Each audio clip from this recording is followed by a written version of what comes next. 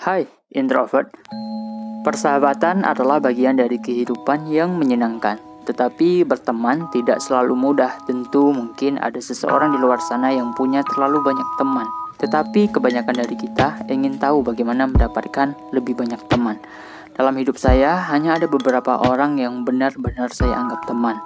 Saya tidak berkumpul dengan banyak teman dalam waktu yang bersamaan. Jika saya melakukannya, itu mungkin setahun sekali jika ada reuni dengan teman semasa sekolah. Dan itu pun jika saya ingin datang.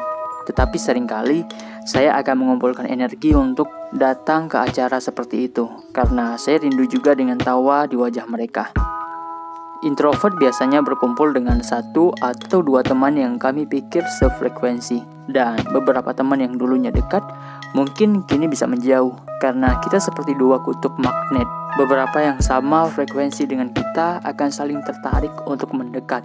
Dan yang tidak akan saling menjauh. Namun bukan berarti introvert membenci orang. Kami sama sekali tidak punya kekuatan untuk itu. Hanya saja dengan cara otak kami bekerja ini, kami memiliki energi sosial yang terbatas. Introvert mencari teman yang mengerti akan mereka, yang bisa mendalami mereka, dan yang berlari dengan kecepatan mereka. Salah satu yang tepat bagi mereka adalah manusia yang berdominan introvert juga.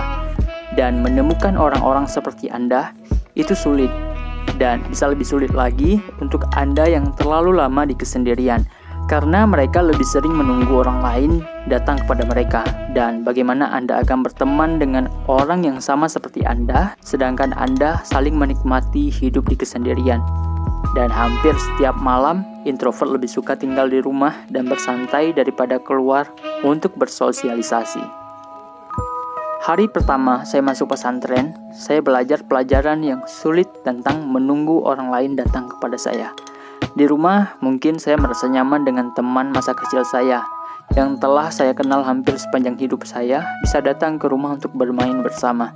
Tapi ketika saya pergi ke pesantren, saya menemukan diri saya jatuh ke dalam lautan wajah yang aneh. Saya sendirian dan kesepian.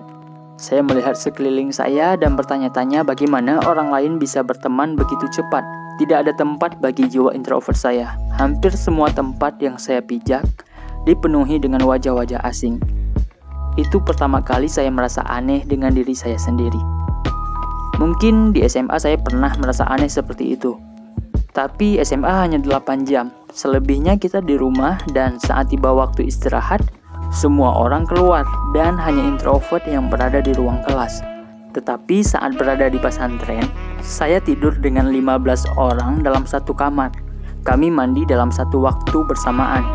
Mungkin ratusan orang berebut tempat untuk mengambil air. WC yang penuh dengan antrian, kantin yang penuh dengan kebisingan. Saat itu saya mulai menemukan diri saya sebagai introvert. Di pesantren, saya lebih sering menghabiskan waktu saya dengan menulis cerita bergambar. Dan karena itu, beberapa orang mulai mendekati saya untuk melihat cerita saya. Tapi entah kenapa, saya merasa bisa membaca satu-satu karakter orang yang saya temui. Dengan berjalannya waktu, apa yang saya duga satu persatu juga terungkap keasliannya. Namun saya tidak peduli dengan itu, karena saya biasanya puas hanya melakukan hal saya sendiri.